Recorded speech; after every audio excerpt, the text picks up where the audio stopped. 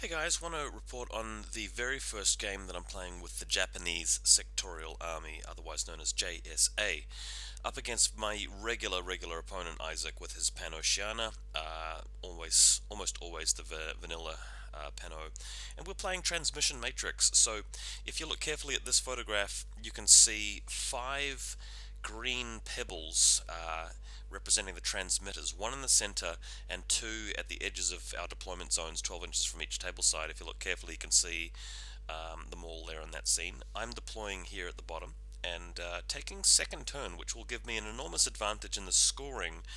But interestingly, this scenario allows you to get two classifieds, and each classified is worth two objective points. So my deployment zone is pretty heavily on the bottom left, Yuriko Oda and the Raiden both having mine layer, so giving me two extra camo markers in the link team with the Kaisotsu missile launcher. Yojimbo at the back, got some camo markers hidden around the table, and a whole lot of robots and a Kizuragi at the bottom right. So moving on to his deployment zone, he has a pretty light assortment of guys, just some cheerleaders hanging around here. He's got the Bulleteer on the right hand flank on this picture though, so that's what's happening there, and he's got first turn here, which could do a bit of damage, and in fact, as first player, you really do need to do a lot of damage in these scenarios.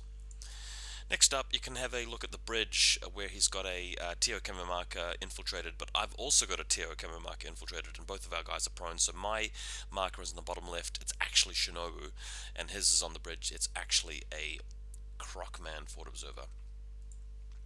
Next up, so he's got the Bulleteer on the right hand side here. You can also see that he's got a NIS HMG, and there's another TO camo marker in the center there, closer towards that vehicle, but next to the transmission zone, importantly.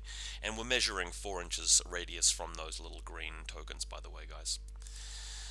Alright, moving along, he's got a Seraph as the reserve trooper, and I gotta tell you guys, if you haven't seen the model in person, this model looks way better up close in the flesh compared to the pictures of it, in my opinion. Really awesome. I was jealous, actually. I kind of want to paint one now. But the Seraph surprises me because the Orc spots, being, just these guys that have a heavy flamethrower, are the best thing that you can get in PanO, and this tag has one. And he's got super jump, and super jump's a lot better when you have higher movement stats. So 6'4 jump is actually pretty cool. Also, he's better in close combat than most tags do. He's, I think, close combat 20 with the explosive sword. So, compared to, say, just the Squalo or the Yotum or tags like that, which are good in their own right for different reasons, I still would probably rather have a tag like this because he's got more useful benefits. Next picture. So it's his first turn, he's moving up with a Bulleteer, and he remembers to put assisted fire on it, and the plan here is just for him to move through and just pick off everything that's looking out here very easily. So in the next picture, that includes going after some of my mine tokens. It includes shooting Yojimbo and one of the Kaisotsus at the back there, taking out the Crazy Koala. My very first game with Yojimbo, not getting to use him because he's shot, but hey, I mean, with a move like this, a play, spending all of your orders on the Bulleteer, that's likely to happen. In the next one, though, he moves into range of a mine, a defensive mine, but unfortunately passes his armor save, which is kind of annoying. I was really hoping he'd lose his Bulleteer here because it means that he can keep on doing damage, so unlucky for me at this point. Moving on, so you can see that inside the building, the Celestial Guard, which represents the Yuriko Oda model, because I'm having to proxy it, is prone. Same with the Raiden missile launcher, rocket launcher, sorry, in the middle next to the window, and the Kempetai. But of course, there's a mine next to the window frame, the door frame there, and the hacker is just behind the building here, out of sight. So they're fairly safe there. To the next image, though, we've got the Seraph moving up, and this gives him a chance to jump on top of the building, so just getting his little helper bot onto the stairs as well. And of course, staying out of range of the transmitter. I think I had a chance to disable the bot, because the bot's within range, but the Seraph is not. And again, the Bulleteer just hanging out behind cover here, getting line of sight to the mine, but I don't believe he managed to discover it. Can't quite remember exactly what happened. Moving along, okay, so this time we've got a sensor bot on the PanO side moving close to the transmitter. Now, importantly, this is a funny scenario because if you move a model to contest the zone and it's hackable, the enemy hacker can just go straight for it. But of course, this is just a remote, so I can disable comms equipment, I can immobilize it, but I can't kill it, so it still will get to contest with its points for that zone there. And another image. So it's my turn now. It's time for the JSA turn, and Kizaragi with her impetuous move, moving out here with her combi rifle, and she's the lieutenant, so spending the lieutenant's order on her as well. After 2 orders, having a firefight with a bot, I think eventually she kills it, but having to spend a few points on her. In fact, on the next image, you can see her moving up closer to the forklift with the red crate and getting a range for the combi rifle or the assault pistol. I think that if you're in the 0 range bit, if you're between 8 to 16, you probably should use the combi rifle because +3 to hit is probably more important than the extra 1 dice. That is generally, I think, the way you want to go because there's nothing worse than rolling a, what is it, 10 or 11 or 12 or whatever it is, and you've got the assault pistol. Plus, the assault pistol's damage output isn't that great either, so I think probably best only to use the assault pistol if you need to split your burst or if you do come within 8 inches.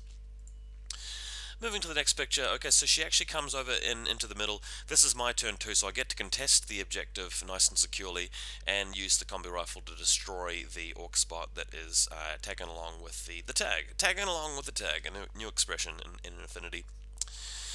Alright, let's go to another picture. Okay, so the bulleteer went into suppression fire, but Shinobu Kitsune moves down the staircase, and her goal is going to be to destroy this damned bulleteer once and for all.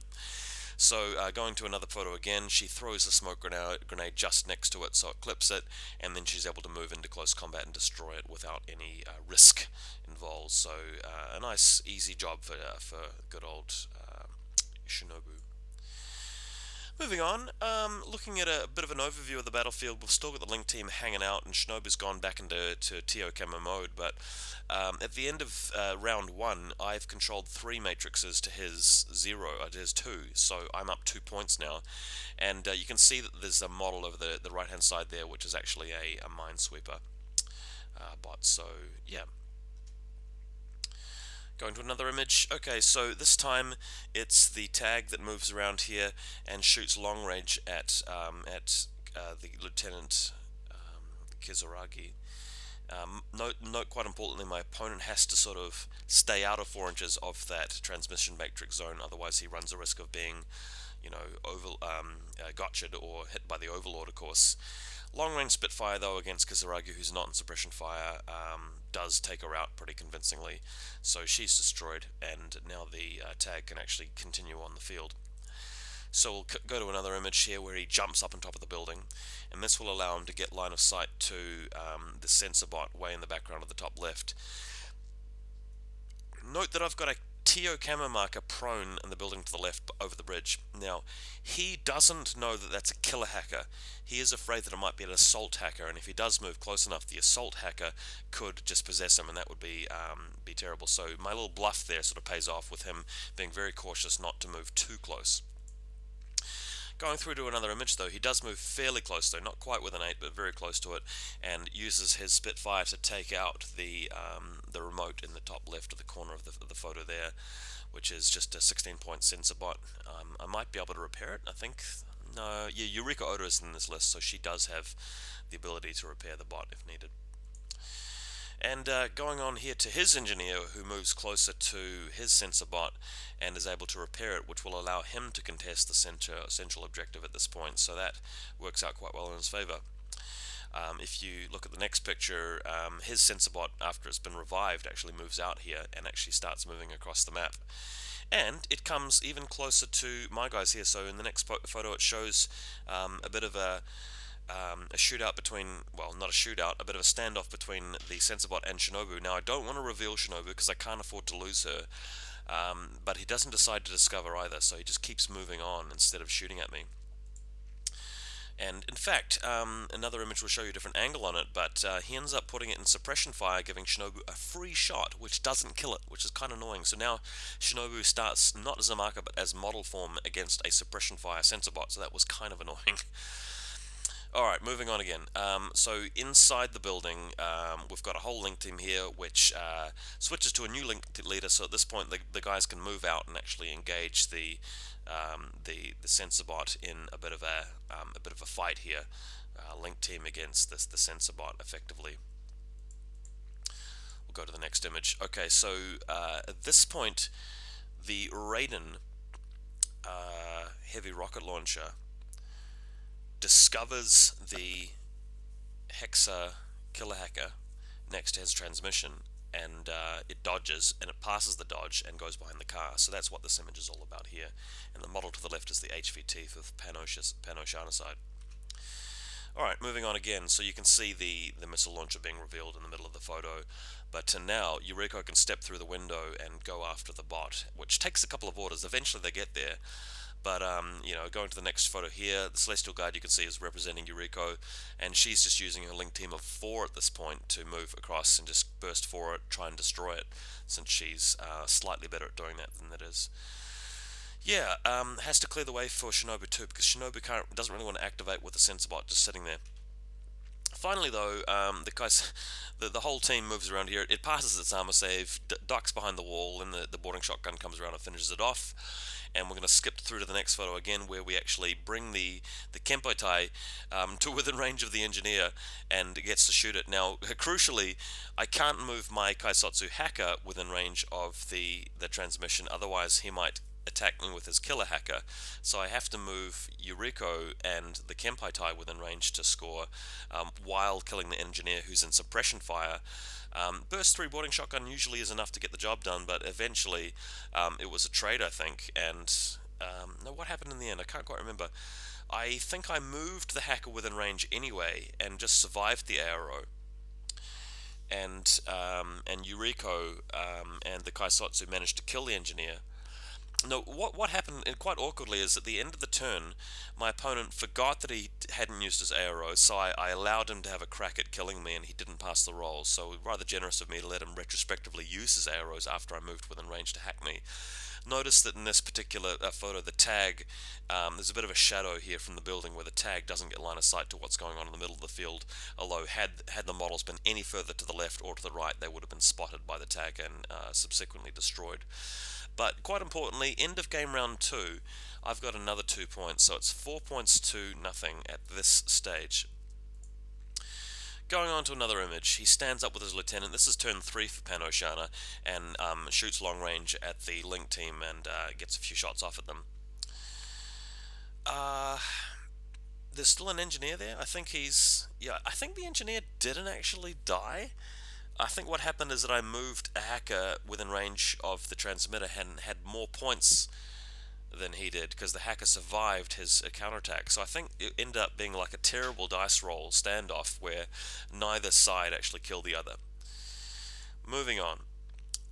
Okay, so we've got a Croc Man moving to the edge of the terrain here where Shinobu's hanging out. In fact, we'll skip this photo, go to the next one, because it's a leaning out Croc Man who shoots Shinobu in the back and kills her, so that's kind of annoying. Another image shows the NIS heavy machine gun moving around the building and moving next to the car to shoot at the Raiden. Now, I've had some bad luck this game. The luck turns around because the Raiden actually shoots back and wins the face-to-face roll against the HMG, hilariously, and the template goes down on top of the NIS HMG and the Hexa killer hacker and destroys them both with the template, which I thought was awesome, meaning that he's got nothing actually controlling the zone, and gives me a bit of a point swing, which is really, really cool. So thanks, Raiden. It's the first time that Raiden's really, really performed for me. There's the picture of the big blast template there. Okay, so moving back to the tag, deciding to be a bit more audacious at this point and jump, and use a discover roll against the ninja that doesn't want to reveal itself, and this allows him to get rid of the ninja. and then it simply goes onto the side of the building, continues shooting models that it can be seen around, clearing up the link team, and finally, going to the last photo here for the PanO turn, moves within range of the Minesweeper bot, and I've got nothing to hack it at this point. He's killed my hacker. He's killed the Rui Shui earlier on. So that means that he's going to be controlling this transmission area at the end of the turn unless I can come back from this. Another photo shows you he's moved his hacker and his little drone bot here within range of this particular transmitter. So he'll have the central transmitter with the engineer and the one to his left, and I think he's got nothing on his other one on the other side. So my final turn, sorry, I did have a ninja here. The Discover didn't actually succeed for his tag, so the ninja does move out. I'm very limited with orders at the point, but my plan is just to put the ninja in range to contest the zone on his side. And it moves down the stairs in this next photo and gets within the range, but it's being shot at by the lieutenant and the doctor. So I lose the face-to-face roll and the ninja gets shot, so that didn't work. A poor choice of order expenditure. And that's pretty much it. So it ends up with him having an engineer alive in the middle of the field. I think that he had more zones than I did, so he gets another 2 points, but he completed a classified because he changes that for secure the HVT, so it turned out to be a draw. So I think I played my last turn poorly. I shouldn't have really moved the ninja out. I should have just tried to kill the engineer somehow, because that would have prevented him from picking up the HVT. So it would have been a 4-2 victory to me instead of a 4-4 draw. I think I probably could have used a Raiden to kill the engineer in the middle, so I didn't do that. Unfortunate, but that's the way it went. I hope you guys enjoyed this little bat rep, and yeah, hopefully playing some more games with the Japanese sectorial army very soon.